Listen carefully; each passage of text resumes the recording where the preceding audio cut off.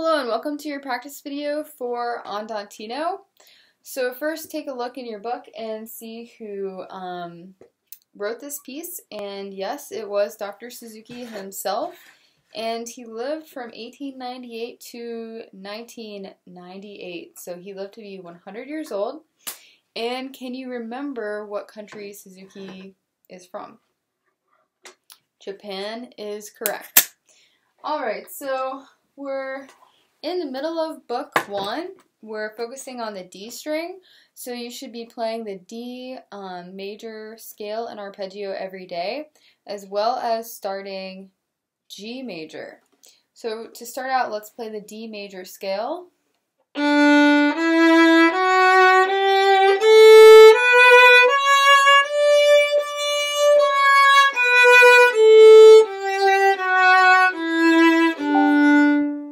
Wonderful.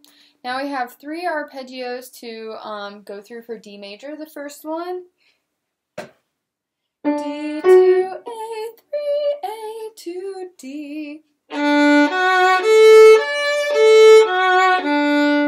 Then we have D to 1, 3, 1, 2, D. Ready? And the last one, D, 3, 1, 3, 1, 3, D.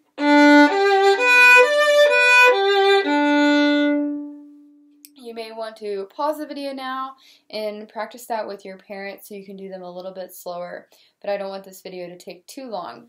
Okay, so we're on to Andantino, and the words in the handbook, I'm sorry, are actually auto-corrected to this random word stop. It just doesn't, it just doesn't look right if you try to sing it exactly through. But the words are easy. It's puppy stop, puppy stop now. Puppy stop, puppy stop, puppy stop now. Puppy stop, puppy stop, puppy stop now. Puppy stop, puppy stop, puppy stop now. That's a good dog, we love you too. Now you can come in and see us. Sigh. Puppies, puppy stop, puppy stop, puppy stop now. Puppy stop, puppy stop. Oh no! Puppy stop now. Wonderful. So the words are all the same, but the fingers do change. So we have 5 things to think about. We have, starting out, your white bread. Oh no, your wheat bread. Then we have your white bread, a piece of cheese that's tiny, a piece of meat, maybe turkey, and then we have white bread but there's a hole in it. And that's the oh no!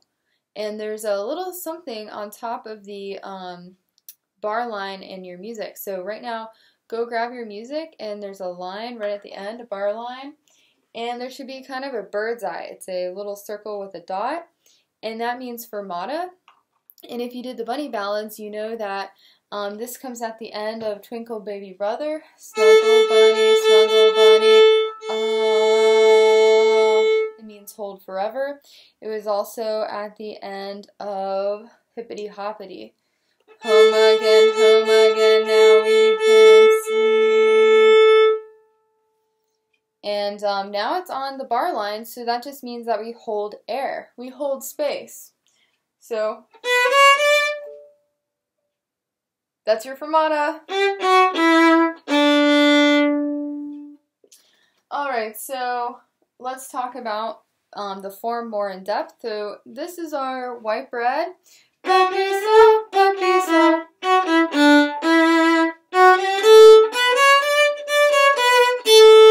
And I keep mixing it up, but that was definitely the wheat bread. So now we're going to play actually the white bread, and it's going to change a little bit just at the end.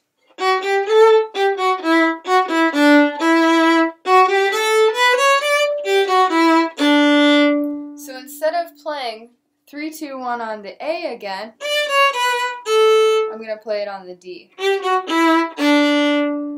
That's the difference between the two. Maybe now's a good time to pause the video again and look in the music, how they're different, talk about it with your parent, and talk about how the 3 has to hop from the A to the D string. This is just like how your third finger hopped in Song of the Wind.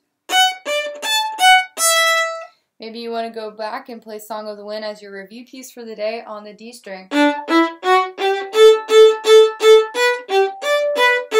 Circle bow.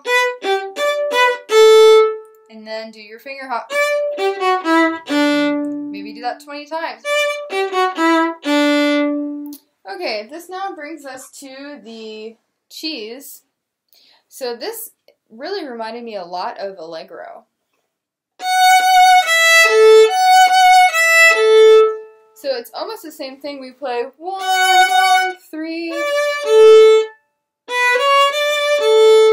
1, 2, 3, A. It's kind of like 1, 2, 3, A. And then we have our meat.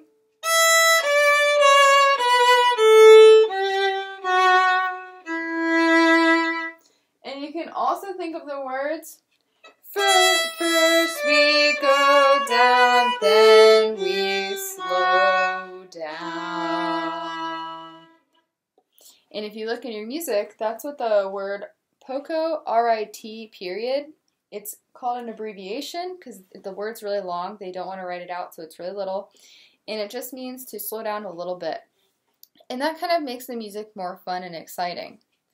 And then we have our white bread, but there's a hole in it, the fermata.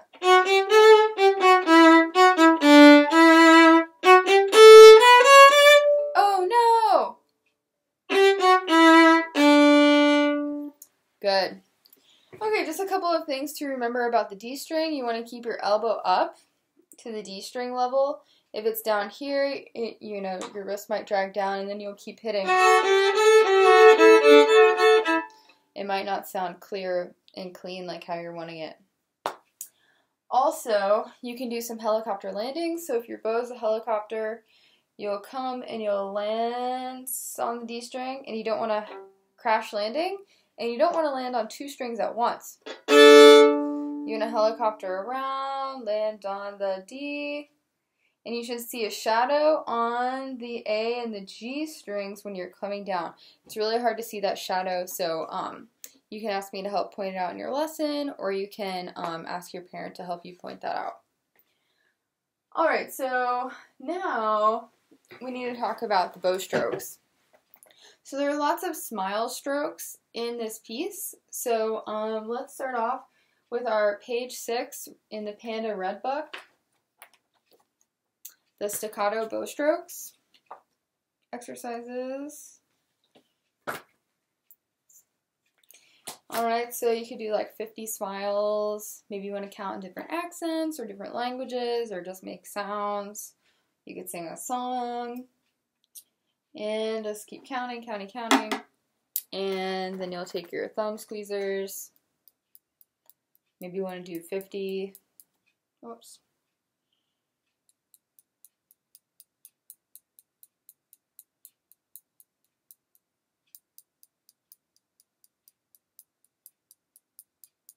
Whoops, 50.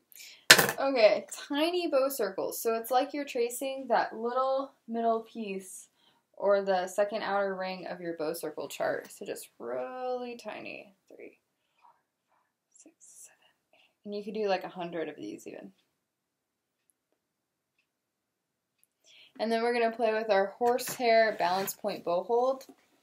So let's find the balance point of your bow. So this side is equal to this side, and then right under there, or this way I guess I should. So the horsehair bow hold is tricky, but you'll keep getting the hang of it. Fingers go in here, thumb goes right on the outside. So you're not even using the stick. Kind of crazy. Alright, now that you have your horsehair bow hold, you'll start at the beginning.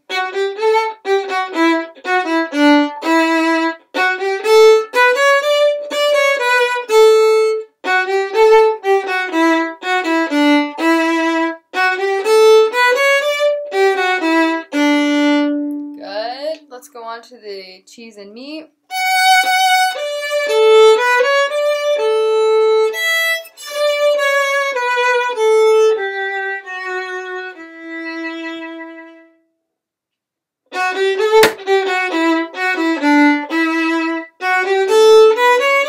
Oh no!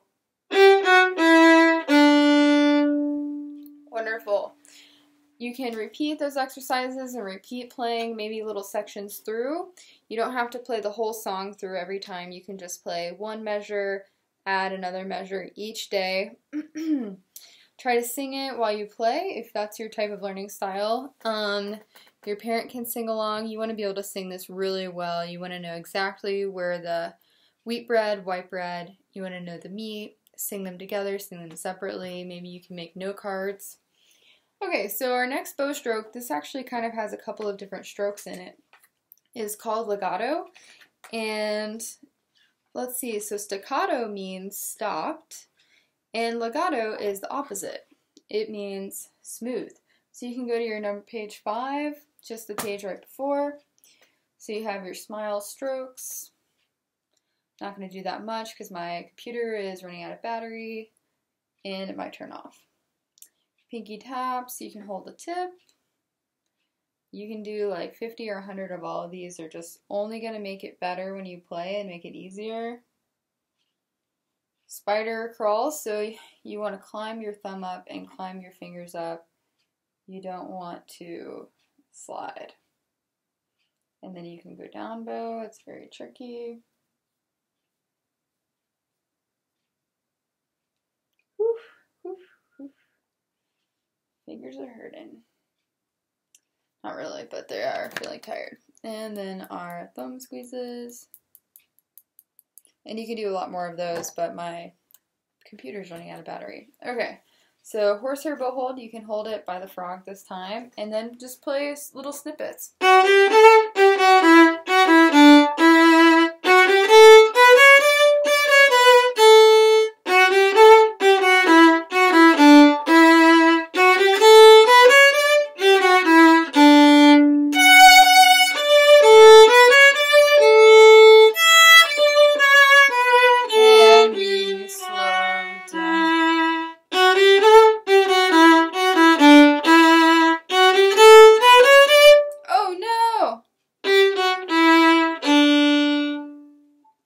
My violin's a little out of tune. Alright, so the last thing that you need to do is to go into your handbook. Mine's all the way up here. And go to left hand section. Sorry, there are not, the page numbers did not make it in. And go to, which way is it? This 12 finger patterns. So congratulations, you have a whole new finger pattern. It is called the blue pattern. We've been using 1, high 2, 3. I call that high 2. This I call low 2. So we move your 1 down right next to your first finger. There's not a tape on your violin for this. So your finger is learning something new. So we have second, high 2, low 2. Red, blue, red, blue, red, blue. And then we'll learn just up to yellow in book 1, and then we go on in book 2, we learn a few of these, and then it gets crazy. Alright, so you can play just a piece that's really easy for you, Twinkle Little Star, and just play it with your low 2 second finger.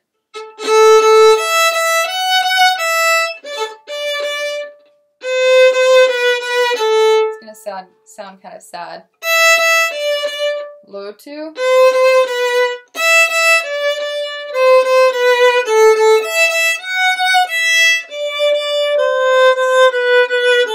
That's a better angle. You can play lightly rope.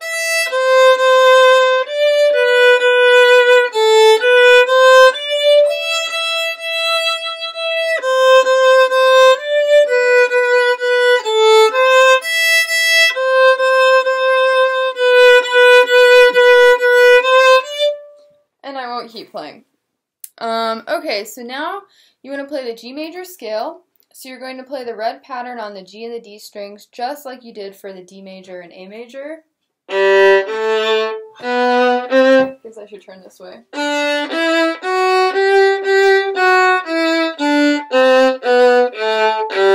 Play Twinkle on the G. Keep playing it. I don't have time to do it all right now. Alright, so now you're going to play a second G major scale. And it's going to start on third finger on the D. Pop your fingers. A, 1, low 2, right next to 1, blue pattern. 3, low 2, blue. My computer must die. So the G major scale is red, red, blue, blue. Red on the G, red on the D, blue on the A, blue on the E. And we can talk about this more in your lesson. Good luck practicing Andantino.